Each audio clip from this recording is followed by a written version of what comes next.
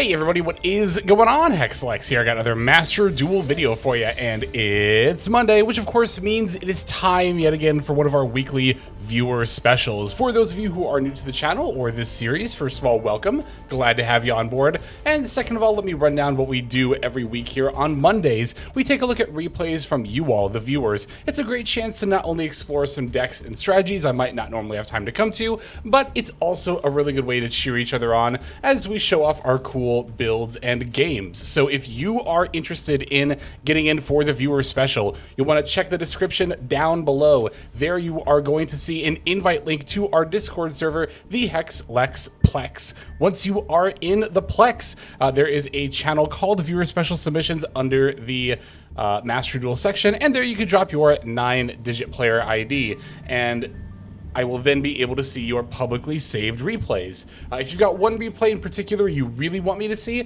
make sure you're leaving your opponent's name, the date and time, or a screenshot, just something where I know that that's the game you want me to see. But that's pretty much how it works. So without further ado, let's get right on into it.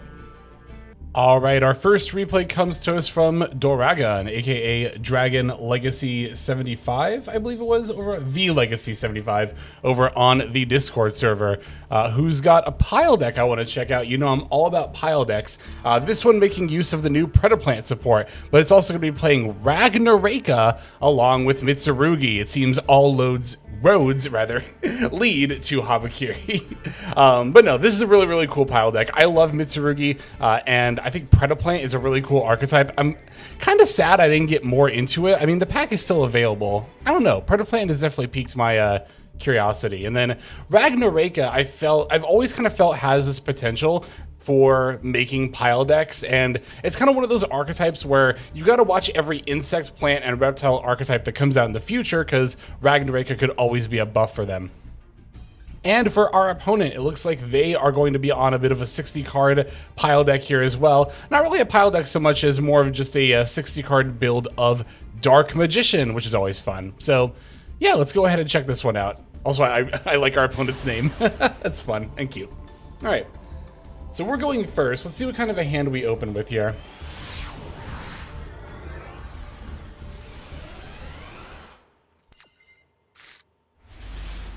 Okay, we got the Aramasa, we've got Ragnaraika Bloom, as well as Predaplanting. We're going to begin with our Ragnaraika plays. They're going to chain MAXX.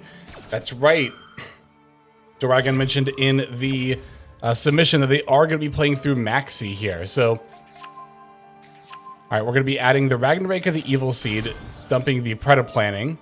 Now we can special summon and add a couple of Ragnaraika monsters from our deck to our hand. We're going to discard or banish rather the Butterfly.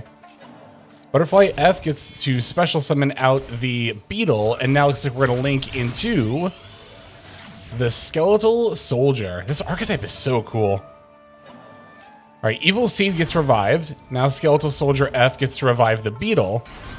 And now we're going to link into, I assume, the Link 3, which is... No, we're going into the Jasmine, a pivotal part to any plant pile deck. Hopefully I'm not popping the mic too much with all these P's. I've been kind of bad about that lately. I'm trying to back up from the mic. I'm still getting used to this new mic setup that I got probably about a month ago now. It's a very different mic than I'm used to using. It's a grown-up mic. But anyway, we're going into the Predaplant level 5. Getting to add the Biblisp. Now we're summoning out the Cobra. Cobra F gets to add Super Poly.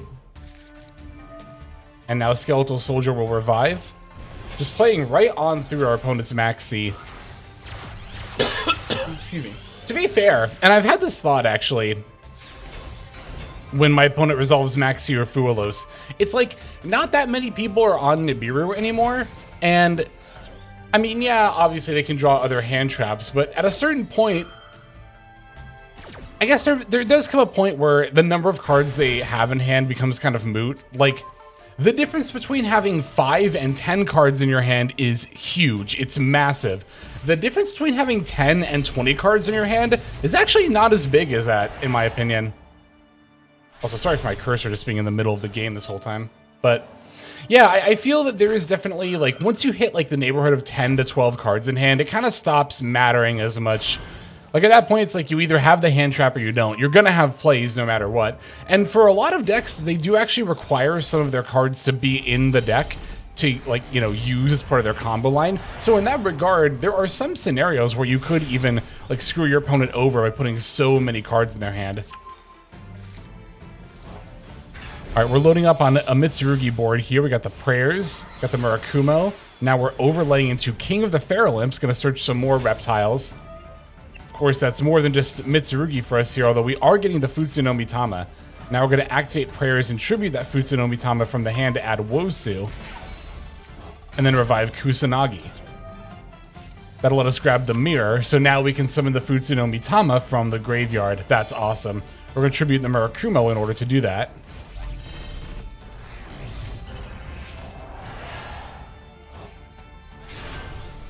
Looks like our opponent has 25 cards in hand at this point. Or 24, because this one's on the field. We're going to keep Link climbing, even up from a Link 4. We are going... Oh, they do have a Link 5. That's right. I forgot Ragnaraika had a Link 5. The Stag Beetle. Stag Sovereign. And here is the Mantis Monk as well. Excuse me. It's going to let us grab the trap card Hunting Dance. Chain Coils is going to revive itself as well. And then we set 3 and add 2 during the end phase. All right. Now let's see what our opponent does with all these cards in hand. They're going to begin with the Shining Sark, and now they're going to summon out the Gandora G. Chain Coils F gets to activate, and we get to use Futsu no Mitama here. Chain Coils saying that neither player can activate the effects of monsters in the hand this turn. I don't know off the top of my head how much that matters for Dark Magician. Like, Dark Magician Girl, the Magician's Apprentice, I don't know if that activates the special summon off the top of my head. But okay, we're going to go for the Hunting Dance in response to Secrets of Dark Magic. That'll pop both the Shining Sark and the Gandora G. Looks like they're going to ritual out... Is this Illusion? Yeah, Illusion of Chaos using the Dark Magician in hand. What does this do while on the field? Your opponent activates a monster effect, quick effect. You return this card to the hand if you do special summon Dark Magician. If you do negate the activate effect. Okay. I don't think I've ever actually seen the on-field ability of this card. I've only ever seen it used from the hand. Yeah, Great Purification, going to negate the Gaze of Timaeus, which will prevent Dragoon from hitting the board. Because that's another thing too, like so many cards are hard once per turn, as they should be, that at a certain point, it kind of doesn't matter how many cards your opponent has in hand, because like, even if they're holding another copy of the Gaze of Timaeus, I don't know if they're actually playing more than one, but like it wouldn't matter, right? Because it's a once per turn that got negated. Okay, now we're going for the toy, or they're rather going for the Toy Box engine, setting the Toy Soldier and the Tank both from hand. Again, kind of a moot point to have drawn them when we could have set them from the deck anyway. All right, Soul Servant's going to draw. Here's another Secrets of Dark Magic. This time it's going to fuse the Illusion of Chaos and the Dark Magician into the Master of Chaos. But now we get to destroy the Master of Chaos here, and we can still do Futsu no Mitama because it's an if, not a when. That's going to revive Murakumo. We get to wipe their whole board here. That's kind of awesome, actually. Yeah, I gotta get rid of that Master of Chaos, which of course threatened to banish the entire board. And now we can also get rid of this Gandora G, which threatens to do the same.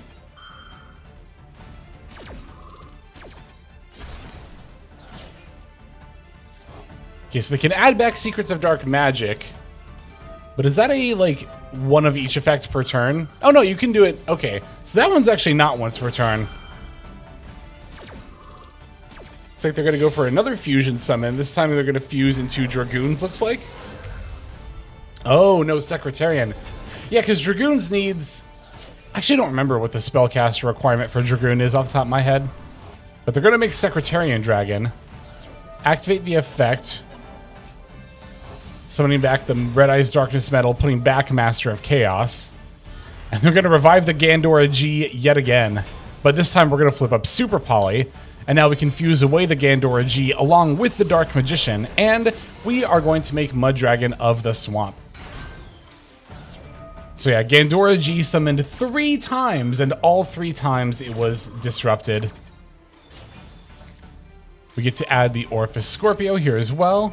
They're going to play another toy box. Sure, popping the 2 toy monsters, and then they can get summoned. I actually didn't know that was not a hard once per turn effect either. Yeah, it's just soft once per turn. All right, that was what? Goddess of the Third Eye? Yes, and now they're going to go for Daigusto Emerald. Wow, they're doing something spicy here. They're going to shuffle back 3 and draw 1. Activating Futurist Silence. They're going to add Gandora G yet again. And that's it. That's all they got. And they're actually going to concede after that. Wow. Wow. Yeah, despite drawing well over 20 cards, we were still able to come out on top. That was excellent. Thank you very much for that submission. What a great game to start off with. Let's check out the next one. All right, next game comes to us from Make, aka Lorenzo, over on the Discord server. And I think we're going to be watching this one here, a going second game where we are on Raidraptors.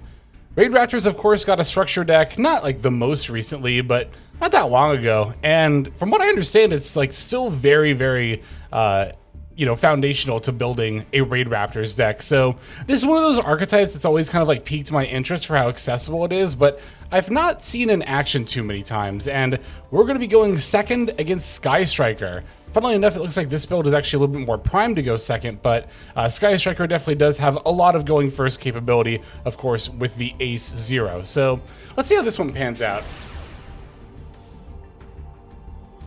You know, Raidraptors, again, I don't know a lot about it, but knowing their OTK potential, I wouldn't be surprised if it's a deck where we don't even mind going second sometimes. All right, we got a handful of birds plus an Ash Blossom. They're going to begin with Ray, summon, and then go for the Ace Zero. Ace Zero F to search. We're going to let them grab the Engage, and then I imagine we're going to Ash Blossom the Engage. But first they're going to Vision, adding Mystical Space Typhoon. That's interesting. They have another Vision. They're going to set a card and then MST it. Oh, that's how they're getting 3 spells for Engage. That was really greedy. I think that was really greedy. What did they pop? It was Lemniscate? Lemniscate is such a good card. I think they should have drawn 2 there, personally, but good thing we had that Ash Blossom. Good thing we held it, too. I mean, to be fair, it didn't seem like they had another Engage, but they very easily could have. Okay, so they're going to go for Ray and a Rose, popping our Strangle Lanius. We still have our Mimicry Lanius, but they are also going to use the Rose F, or the Lemniscate F, rather, to go for the Amatsu. All right, now we get to special summon the Heal Eagle, and now we're going to link into the Wise Strix, because Heal Eagle was level 3, yeah. Looks like the last card in their hand is Effect Veil. It's going to negate the Wise Strix attempts to summon a level 4 Dark Wing Beast from deck. But now we're going to go for Mimicry Lanius F, banishing it in order to add Bloom Vulture. Now we can go Battle Phase, forcing the Amatsu F, and then Rose gets a special summon. But now we get to go for Evenly because we don't have any other cards. Looks like their last card is going to be the Fallen and the Virtuous, which they're going to chain here to get their card in the graveyard, and then also set up the Albion to search another one. Oh, and they can even still banish it and keep their Amatsu. But we do still have the Bloom Vulture, which of course we now control no monsters, and can therefore go into the Force Strix. That's really cool. I really, really like that. That was a really good use of, like, you know, getting rid of our own board during the battle phase in order to make room for multiple effects that need us to have no board. Very, very smart. Now we're going to make our next rank 4. It's going to be another Force Strix. Getting to add other Winged Beasts from deck to hand. It's going to be Tribute Lanius this time. Now, Fuzzy Lanius Graveyard Effect gets to add another copy. And we're going to pass over to our opponent. They're going to add another copy of Fallen of the Virtuous, but they're pretty much in top deck mode here in order to find, like, relevant plays. They're going to use Fallen of the Virtuous on one of our Strixes. Now they get to go Ecclesia F. And they're going to shuffle back their own monster. I wonder why they chose to do that. Did they think that would trigger Ray? I wonder. Yeah, and they're going to concede afterward. Because we definitely have follow-up here, right? We can just summon the Tribute Lanius and go for Fuzzy Lanius. Wow, so we were able to outgrind the Sky Striker player here. I really, really did appreciate that moment where we used our own battle phase to clear our board. I think there are a lot of players, myself included on the wrong day, who would have like totally not even picked up on the ability to do that and make our seemingly dead hand alive by simply giving up our Link monster, which was already negated. I thought that was a very good play on our part. So thank you very much for that, Lorenzo, aka Make. But we have time for one more game, so let's go ahead and check out this last one. And finally, we have a replay from Ace, aka Chris is new over on the Discord server. So we are going to be on Lunalight. Looks like we're rocking the new Forbidden Crown. We've got the Book of Eclipses, which is a really, really good board breaker. I was actually just thinking about this card the other day. It's like I don't consider this as often as I should, especially for being an SR. It's so high quality. I was thinking that I should have talked about this card in my free-to-play video at least a little bit, but. And of course, we are rocking the Zodiac Broad Bull and a Rat Pierre here as well. So let's go ahead and see what we've got. Our opponent is going to be on the ever-dreaded Cool Tune. Looks like they're playing it in conjunction with Elfnote here, which definitely makes sense because Cool Tune has gotten a lot less consistent since the last couple of hits, but it's obviously still a really, really good deck.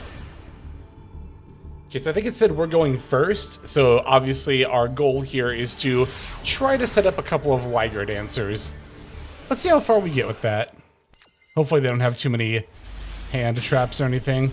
This hand looks solid. I mean, we have Gold Leo and Masquerade, so starter plus extender, you can never be mad about that. But you can always be a little bit upset when they've got a MAXX. That's rough. All right, so Gold Leo is going to add and then pitch the Silver Hound. Silver Hound F is going to summon out Kaleido Chick. Kaleido Chick F going to activate. We'll dump Black Sheep, and they're going to fire off the Phydralis Harmonia, revealing Excel, Crystal, Stardust, Barone, and Malong. So obviously Malong is the one they plan on sending away here. Yep, there goes Malong. They're going to pop Kaleido Chick, and then we're going to activate Gold Leo. They get to use Malong to bounce the Gold Leo. But we did get to return the Kaleido Chick to our hand here. Oh no, Black Sheep, of course. Yeah, Black Sheep, because they both went on the same chain link. That's right. All right, so we get to add Polymerization. We're going to fuse the Gold Leo with the Yellow Martin, and now we can make Perfume Dancer. We are still under the MAXX, but if we can set up even one Liger Dancer, the MAXX might honestly be a bit of a moot point. It's kind of like that last game where, you know, there are situations where it ends up not really mattering that you give your opponent a ton of draws. Now, a lot of the time on turn one, of course, it is still wise to try not to play into the MAXX, but, I mean, here, we've got the Wolf, we've got everything set up in the graveyard. We can summon out the Kaleido Chick again and dump another Leo Dancer. Can we actually set up the double Liger Dancer here? I think we can. Because we still have that Masquerade here as well. All right, we're going to Pentascale, Tiger, and a Wolf. Now we're going to activate the Masquerade. Masquerade F dumps the Emerald Bird. And now we're going to use Lunalight Fusion. And we'll fuse the Kaleido Chick with the Perfume Dancer in order to make another Perfume Dancer. Now Kaleido Chick F gets to activate. We can return the Polymerization to our hand. We're going to use Tiger F in order to special summon Kaleido Chick, and yet again, we can activate. We're going to dump a Gold Leo this time.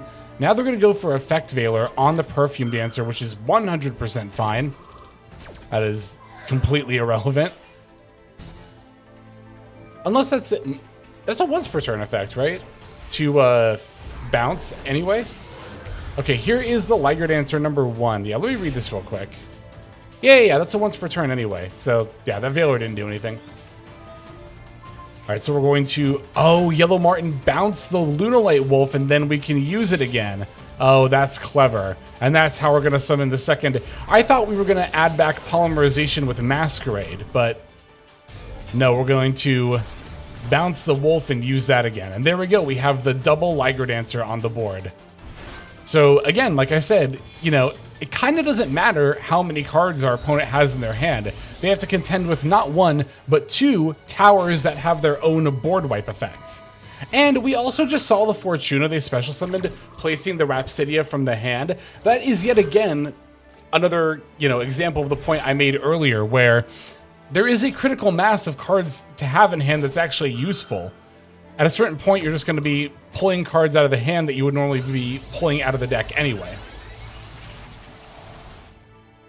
Alright, so here's the Excel Stardust F, summoning good old regular Stardust Dragon, and then making the Cool Tune back-to-back using the clip.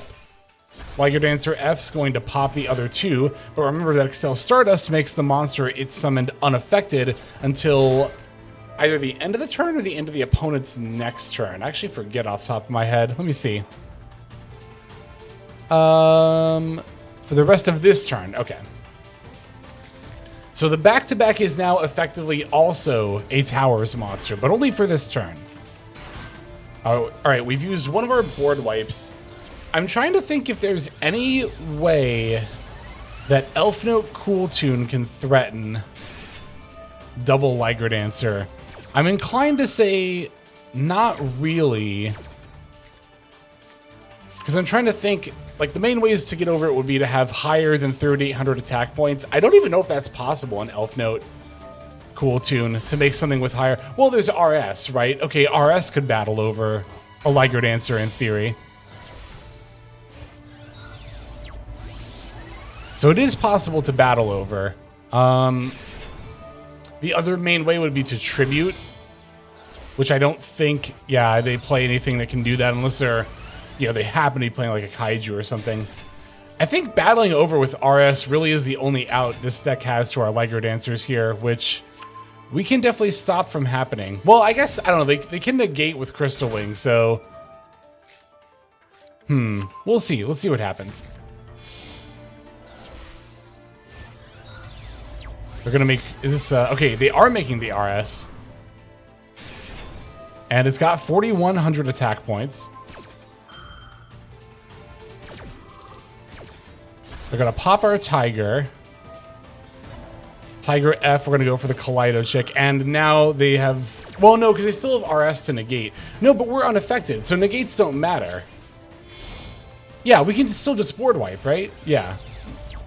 For some reason, in my head, unaffected meant like can't be destroyed, but unaffected also means, effects that would negate them can't. We've still only used one Liger Dancer, right? Oh, we have used both of them. Okay, I thought we only used one so far. I must have missed the other one. Oh, no, there we go. Okay. That's what I thought. Okay, so they're going to chain with back-to-back. But then we can just pop anyway. And there we go. Yeah, now I think they're totally out of ways to out our stuff. Or at least to, like, realistically have the ability to do that.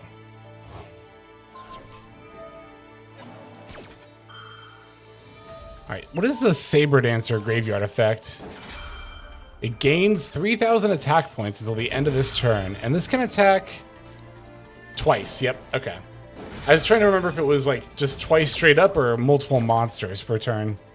But no, that's twice straight up.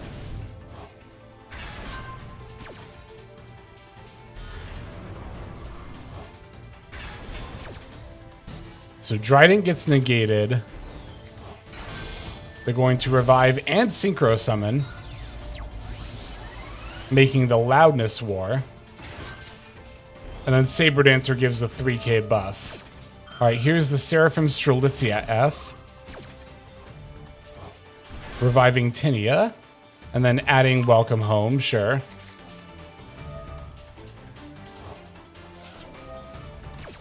Yeah, they can hand rip our polymerization. That's fine. I don't even think that matters, but we're gonna let board wipe here anyway. And yeah, the negate should effectively just do nothing, right? Yeah, that's what I thought. I don't know why I got mixed up on that. We can drop its attack points with the Perfume Dancer, and this should just be lethal. Yep.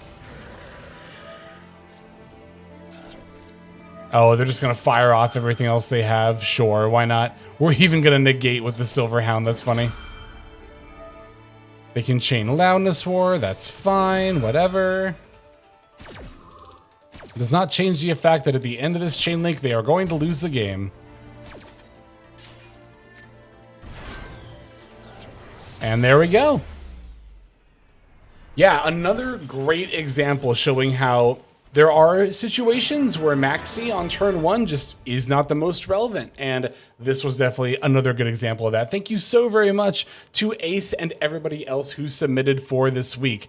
Even if you didn't make it for this week, remember there is always next week and every Monday afterward, as again, we do this every single week. Thank you to everybody who submitted, not just who are featured, but truly to all the submissions as well. Without submissions, we could not do the viewer special. So thank you all so very much. But for now, that's going to go ahead and do it. So we're going to move on to the outro. That way we can also thank our YouTube members and Patreon subscribers. Hey everybody, HexLex here. Thank you so very much for watching all the way to the very end of the video, which by the way is one of the best ways to support the channel. Speaking of supporting the channel, take a look at the names on screen. These are folks who have been so generous as to either join as a YouTube member or subscribe over on patreon.com/HexLex to support. There's also perks for doing so. If you would like to see YouTube videos early, as well as some exclusive videos that get uploaded to YouTube, but for one reason or another I decide not to publish, definitely go ahead and hit that join button to see content early, as well as some exclusive content. If you're looking for more exclusive content, over on patreon.com, I upload exclusive videos that are not posted on YouTube just about every single day. Whether you choose to subscribe over on Patreon, join as a YouTube member, or simply continue to watch, your support is greatly appreciated. Thank you so very much. But for now, this is HexLex. I am signing out, and I hope that you have a fantastic day.